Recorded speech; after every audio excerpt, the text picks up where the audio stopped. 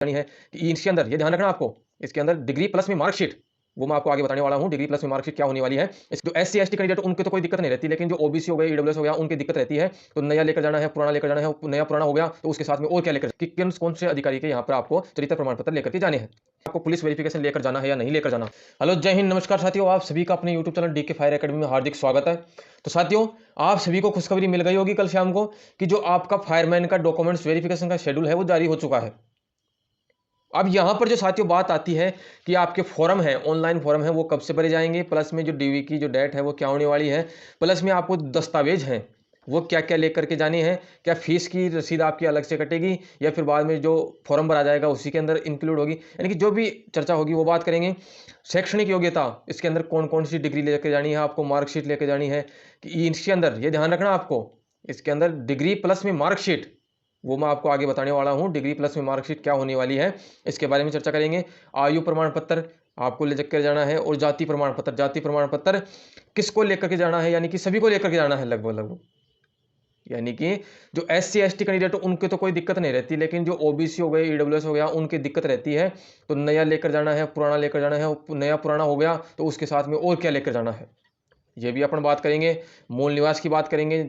चरित्र प्रमाण पत्र लेकर जाना है आपको, इसके अंदर दे रखा है चरित्र प्रमाण पत्र आपको यहाँ पर कौन कौन से यानी कितने चरित्र प्रमाण पत्र लेकर जाने हैं, ये यहाँ पर अपन चर्चा करेंगे कि किन कौन से अधिकारी के यहाँ पर आपको चरित्र प्रमाण पत्र लेकर के जाने हैं। क्या आपको आगे है जो योग्यजन, विशेष योग्यजन, यानी कि जो विशेष योग्यता रखते हैं, जैसे कोई डिप्लोमा, जैसे स्पोर्ट्स वगैरह का कुछ कर रखा है, विवाह प्रमाण पत्र वगैरह, जो भी खेलकूद से संबंधित जो भी होती है वो लेकर जाना है आपको। पहचान पत्र लेकर जाना है। आय प्रमाण पत्र, इंपॉर्टेंट बात होती है, आय प्रमाण पत्र के बारे में चर्चा करेंगे। फोटो कितनी लेकर जानी है इसके बारे में चर्चा करेंगे, और लास्ट में चर्चा करेंगे कि आपको पुलिस वेरिफिकेशन लेकर जाना है या नहीं लेकर जाना। इन सभी के बारे में विस्तार से चर्चा करेंगे। तो सबसे पहले अगर आप चैनल पर नए हैं, चैनल को कर दीजिए सब्सक्राइब, बेल आइकन दबा दीजिए, क्योंकि साथियों आपको इस चैनल के ऊपर इसी प्रकार का कंटेंट यहाँ पर मिलता रहता है। तो क्योंकि साथियों आप सभी जो भी अपने चैनल के माध्यम से जो भी इसके अंदर थोड़ा ऊपर नीचे हुआ है इसके बारे में से चर्चा कर रहे थे, तो जो भी साथी पास हो रखे हैं वो बोल रहे थे कि सर आप उन्हीं के बारे में चर्चा करते हो, हमारे बारे में कुछ सोचते नहीं हो। तो हमारी जो शेड्यूल जारी हो गया इसके बारे में तो हमारे को थोड़ा विस्तार से बताइए। तो इसी को अपने इस वीडियो के अंदर अपन चर्चा करने वाले हैं। तो आपकी जो फॉर्म की भरने की जो डेट है, आपको ऑनलाइन एसएसओ आईडी के माध्यम से फॉर्म भरना है। जो डीवी का है, डीवी का फॉर्म भरना है। इसकी जो स्टार्टिंग डेट है 28 मार्च से, और 13 अप्रैल तक ये आपके फॉर्म है वो भरे जाएंगे। अब ये जो आपको बोर्ड के अंदर वहाँ पर डॉक्यूमेंट्स वेरिफिकेशन होंगे आपके, वो अलग अलग टीम के, यानी कि अलग अलग दे रखे हैं रोल नंबर वगैरह, जो भी पीडीएफ है आपको मैंने उपलब्ध करवा दी थी ग्रुपों के अंदर, टेलीग्राम के ऊपर। तो वहाँ से आप देख सकते हो कि आपका किस दिन किस डेट को होने वाला है जो डॉक्यूमेंट्स वेरिफिकेशन है ये होने वाला है। अब ये आपको जैसे 4 अप्रैल से और 13 अप्रैल तक ये चलने वाला है डॉक्यूमेंट्स वेरिफिकेशन, जो बोर्ड के माध्यम से चलेगा।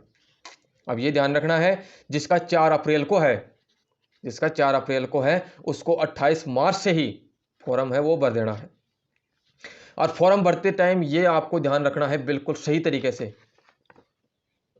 जो आपको फॉर्म भर रहा है, आपका फॉर्म भर रहा है, उसके अगर पास टाइम हो तो ही आप फॉर्म भरवाना। आपके पास टाइम हो तो ही आप उसके अंदर फॉर्म भरवाना, क्योंकि अगर एक भी गलती हो गई ना आपकी, तो आपको आगे करेक्शन का कोई मौका नहीं मिलने वाला। भाई मौका मिल जाए तो वो आगे की बात है, लेकिन जहां तक है मौका नहीं मिलेगा आपको। तो आपको ये ध्यान रखना है, एक एक जो भी आप भरवाओ फॉर्म को अंदर, एक एक पॉइंट बिल्कुल सोच समझ के आपको भरवाना है, बिल्कुल तरीके से भरवाना है आपको, ये आपको ध्यान रखना है। यानी कि 300-400 रुपये लगेगा आपसे फॉर्म भरने वाला, क्योंकि जो एएफओ का है वो फॉर्म भरा गया था, तो मेरे को पता है इतना कि आपका 300-400 रुपये वो लेने वाला है। अगर 100-150 में काम कर रहा है इसका मतलब वो काम का नहीं है। एक जो बिल्कुल सही तरीके से आपका फॉर्म भरे, जिसको पूरा नॉलेज हो फॉर्म भरने का, उसी के पास आप फॉर्म भरवाएं, ये आपको ध्यान रखना है। अब जो बात आती है साथियों, यहाँ पर जो चर्चा करते हैं अपन, जैसे अब ये स्थान, भाई कौन सी जगह पर आपको जाना है, तो राजस्थान कर्मचारी चयन बोर्ड, राज्य कृषि प्रबंध संस्थान परिसर, दुर्गापुरा, जयपुर, यहाँ पर आपको ये जाना है डॉक्यूमेंट्स वेरिफिकेशन करवाने के लिए। 4 अप्रैल से जो स्टार्ट होगा उसके अंदर।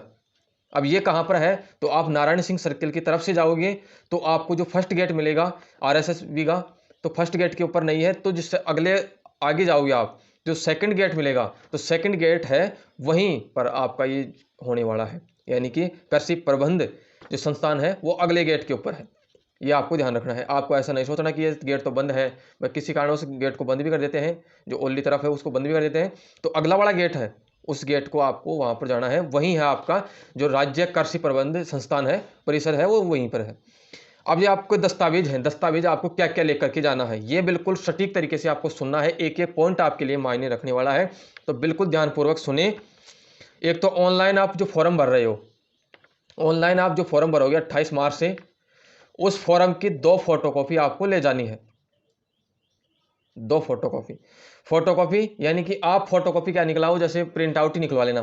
5-5 रुपए के अंदर लगेंगे, 10 रुपए का मामला है तो 10 रुपए के अंदर 2 प्रिंट आउट निकल जाएंगे, वो निकलवाना है। तो एएफओ के अंदर तो जैसे फीस की रसीद और फॉर्म वो अलग अलग नहीं निकले थे, एक ही फॉर्म के अंदर दोनों दिए गए थे, तो उसके अंदर तो भाई उसी की 2 फोटोकॉपी लेकर के चले गए थे। लेकिन आपको यहाँ पर अगर एक के अंदर दे रखा है, फीस की डिटेल भी उसके अंदर दे रखी है और आपकी जो ऊपर की डिटेल है वो भी उसके अंदर दे रखी है, तो आप उसी की 2 फोटोकॉपी लेकर के जाइएगा। और अगर अलग अलग इसके अंदर दे दें तो फिर आपको जो है फीस की 2 ले जानी है और फॉर्म की 2 ले जानी है, ये आपको ध्यान रखना है। अब शैक्षणिक योग्यता की बात आती है साथियों। यहाँ पर शैक्षणिक योग्यता की आपने अगर 10वीं लगा रखा था तो 10वीं की मार्कशीट ले जानी नहीं, 10वीं लगा रखा था ना तो 10वीं की मार्कशीट ले जानी है आपको, और किसी के ऊपर ध्यान नहीं देना।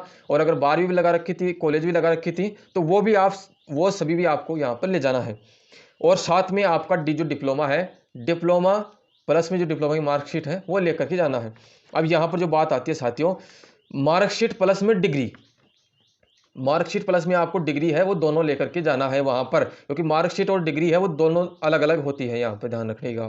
जैसे 10वीं की मार्कशीट हो गई तो 10वीं के अंदर तो मार्कशीट ही होती है, 12वीं के अंदर भी मार्कशीट होती है, लेकिन कॉलेजों के अंदर यहाँ पर कहीं कहीं कॉलेजों के अंदर यहाँ पर मार्कशीट भी होती है प्लस में डिग्री भी होती है अलग से, तो ये आपको ध्यान रखना है। मार्कशीट प्लस में डिग्री वो दोनों आपको लेकर के जाना है वहाँ पर। अब आयु प्रमाण पत्र हो गया, तो अगर जिसके 10वीं जो आरएसएस भी जैसे आरबीएससी है, राजस्थान जो बोर्ड है, वो तो 10वीं की मार्कशीट है उसी के अंदर आयु वगैरह वो दे रखी होती है। लेकिन अगर किसी ने और कहीं से कर रखा है और अगर आपकी आयु उसके अंदर नहीं दे रखी तो आयु प्रमाण पत्र आपको लेकर जाना है, और जिसकी आयु 10वीं की मार्कशीट के अंदर दे रखी है तो उसको ले जाने की आवश्यकता नहीं है, वहीं आपका आयु प्रमाण पत्र हो जाएगा साथियों। नेक्स्ट बात आती है जाति प्रमाण पत्र। जाति प्रमाण पत्र आपको जैसे SC ST वगैरह हो गए तो उनको तो किसी प्रकार की कोई दिक्कत का सामना नहीं करना पड़ता। तो जैसे OBC हो गया, EWS वगैरह हो गया, तो उनको यहाँ पर दिक्कत का सामना करना पड़ता है। तो यहाँ पर आपको जैसे उस टाइम आपने लगाया था, फॉर्म लगाया था, तो फॉर्म लगाते टाइम आपने भरा था, फॉर्म के अंदर जाति प्रमाण पत्र भरा था, वो अब आपका एक्सपायर हो गया, ये ध्यान रखिएगा। अब जैसे एक्सपायर हो गया तो आपने अब नया बनवाया, तो अगर एक्सपायर नहीं हुआ ना जिसका, तो वो वही लेकर के चले जाएगा। और एक्सपायर वैसे कब क्या होता है, कितने दिन में होता है, तो इसके लिए मैंने अलग से वीडियो बना रखी है, उसकी वीडियो की लिंक में डिस्क्रिप्शन बॉक्स के अंदर मैंने दे रखी है, तो वहाँ से आप उस वीडियो को देख सकते हो, और लास्ट के अंदर आपको इसकी स्क्रीन के ऊपर भी दिख जाएगी आपकी वो वीडियो। अब यहाँ पर जो बात आती है, अगर जिसका एक्सपायर हो गया उसको लेकर जाना है, पुराना जाति प्रमाण पत्र लेकर जाना है, प्लस में यहाँ पर आपको नया जाति प्रमाण पत्र अगर आप बनवा रहे हो वो भी आपको लेकर जाना है, प्लस में आपको एक शपथ प्रमाण पत्र है वो लेकर के जाना है। ये 3 चीज़ आपको लेकर जाना है। जिसका एक्सपायर हो गया है जाति प्रमाण पत्र वो ध्यान रखिए। मूल निवास प्रमाण पत्र आपको लेकर जाना है। चरित्र प्रमाण पत्र यहाँ पर बात आती है कि सर जो चरित्र प्रमाण पत्र है वो कौन सा लेकर के जाए हम, कि जो चरित्र प्रमाण पत्र जैसे कचहरी से बनेगा या और कहीं से बनेगा, हमारे तो सर कुछ समझ में नहीं आ रहा। तो साथियों मैं आपको बताना चाहूँगा, जैसे चरित्र प्रमाण पत्र हो गया, एक तो आपने अंतिम जो डिग्री जैसे आप हो गए, जैसे 10वीं के आधार पर आपने अगर लगाया था, तो 10वीं की जो आपने जहाँ से स्कूल के अंदर से किया था 10वीं, उस स्कूल के अंदर जाना है आपको और वहाँ से आपको चरित्र प्रमाण पत्र वो बनवाना है। और जैसे आपने 12वीं यानी कि 10वीं के आधार पर थी एग्जाम, जो एग्जाम थी परीक्षा थी ये 10वीं के आधार पर थी, लेकिन आपने वहाँ पर कॉलेज भी भर दी, 12वीं भर दी, तो अगर आपने अंतिम कॉलेज भर रखी है, इसका मतलब आपको कॉलेज से जो चरित्र प्रमाण पत्र है वो कॉलेज से बनवाना है। लास्ट ईयर का यानी कि आपको लास्ट ईयर जो भी आपने हाईएस्ट भरी है क्वालिफिकेशन, उसका चरित्र प्रमाण पत्र आपको चाहिए, प्लस में एक गजेटेड ऑफिसर का आपको चरित्र प्रमाण पत्र चाहिए। 2 चरित्र प्रमाण पत्र आपको चाहिएंगे, जो 2 चरित्र प्रमाण पत्र आपको लेकर के जाना है वहाँ पर।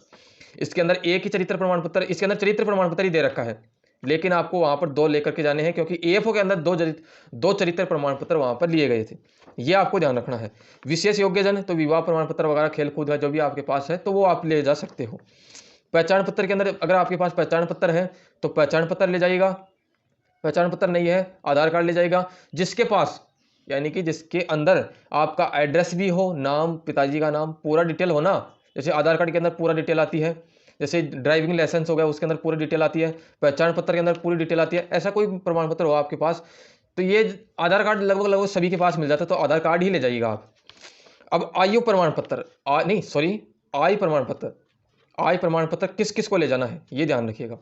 आय प्रमाण पत्र उसको ले जाना है जिसने फॉर्म भरते टाइम ये लिखा था कि मेरी आय, वार्षिक आय है मेरे घर वालों की, वो यहाँ पर 2.5 लाख से कम थी, कम है या कम थी, तो ये अगर जिसने लिखा था, यानी कि ये पॉइंट भाई किसी को याद है या नहीं है, तो अगर जिसने भी 250 रुपये का चालान कटवाया था उस टाइम, उन सभी को यहाँ पर आय प्रमाण पत्र लेकर के जाना है। वो आय प्रमाण पत्र है वो आपको कचहरी के अंदर मिल जाएगा, बन जाएगा। अब जैसे मैंने आपको चरित्र प्रमाण पत्र बताया, गजिटेड ऑफिसर क्या होता है? गजिटेड ऑफिसर जैसे फर्स्ट ग्रेड का कोई लेक्चरर वगैरह हो गया, या जैसे गजिटेड ऑफिसर ये होते हैं, जैसे लेक्चरर वगैरह हो गया, कोई सरपंच वगैरह हो गया, तो इनसे आप चरित्र प्रमाण पत्र बनवाएगा। अब फोटो है, फोटो की बात हो गई, तो फोटो यहाँ पर आपको लेटेस्ट फोटो खिंचवानी है, आपकी प्रेजेंट की आपको फोटो खिंचवानी है, उसके ऊपर डेट वगैरह कोई मेंशन नहीं करवाना है आपको। आप ये ध्यान रखिए जैसे आप उसके ऊपर लिखवाने लग जाओ कि डेट आज इस डेट को मैंने खिंचवाई है, किसी प्रकार की कोई डेट नहीं लिखवानी है आपको। जहां तक हो सके पीछे का जो बैकग्राउंड है वो व्हाइट होना चाहिए, जहां तक हो सके। और जो आपको आपका सिर है लगभग 70% आपका सिर वहां पर फोटो के अंदर आना चाहिए, ये ध्यान रखिएगा आप। अभी आप जो बात आती है कि कितनी फोटो लेकर जानी है, तो आप लगभग 2-3 फोटो वहां पर लेकर जानी है, लेकिन जहां तक हो सके आप 10 फोटो बनवा लेना, लेटेस्ट 10 फोटो बनवा लेना, 10 हो गए 10 ही ले जाना वहाँ पर। जितनी भी आपके पास फोटो वहाँ पर चाहिएगी वो दे देना, वो तो बाद में भी काम आती रहती है फोटो वगैरह। अब जो लास्ट बात आती है पुलिस वेरिफिकेशन, पुलिस वेरिफिकेशन की बात आती है कि आपको यहाँ पर चाहिएगा या नहीं चाहिएगा, तो पुलिस वेरिफिकेशन आपको नहीं चाहिए, किसी प्रकार की आपको बनवाने की आवश्यकता नहीं है। पुलिस वेरिफिकेशन है वो आपको बाद में चाहिएगा, अभी आपको किसी भी प्रकार का कोई पुलिस वेरिफिकेशन नहीं चाहिए। तो आपको अगर आप बनवाना चाहते हो तो बनवा लेना, लेकिन आपको पुलिस वेरिफिकेशन नहीं चाहिए, वो बाद में आपको चाहिएगा, तो आप बाद में ही बनवाइएगा, क्योंकि फिर वो उसकी भी एक्सपायर डेट निकल जाएगी, आप उसके चक्कर काटोगे, फिर बाद में बनवाओगे, किसी प्रॉब्लम का सामना करके बनवा रहे हो आप, परिश्रम करके, कठिन परिश्रम करके बनवा रहे हो, फिर वो एक्सपायर हो जाएगा। तो यहाँ पर आपको बाद में ही बनवा लेना, ये ध्यान रखना है आपको, क्योंकि ये पुलिस वेरिफिकेशन है वो नहीं चाहिए। अब ये हो गई जो जितने भी साथी थे उन सभी को मैंने डीवी के बारे में पूरा डिटेल में यहाँ पर चर्चा करके बता दिया है। इसके अंदर किसी भी प्रकार का कोई कंफ्यूज वगैरह हो, किसी भी प्रकार की कोई प्रॉब्लम हो तो आप कमेंट करके बता सकते हो। कमेंट का मैं रिप्लाई बहुत जल्द देने की कोशिश करूंगा। और साथियों अगर चैनल पर अगर आप नए हैं, चैनल को सब्सक्राइब अवश्य करके रखें, क्योंकि साथियों आपको चैनल के ऊपर इसी प्रकार का कंटेंट यहाँ पर मिलता रहता है। जितनी भी फायर एंड सेफ्टी से संबंधित प्राइवेट सेक्टर और गवर्नमेंट सेक्टर के अंदर जितनी भी वैकेंसी से संबंधित अपडेट आती है, यहाँ पर आपको तुरंत अपडेट मिल जाती है। तो आज की इस वीडियो में यहीं तक रहते हैं, फिर अगली वीडियो में बहुत जल्द मिलेंगे। आज के लिए इतना ही। जय हिंद, जय भारत।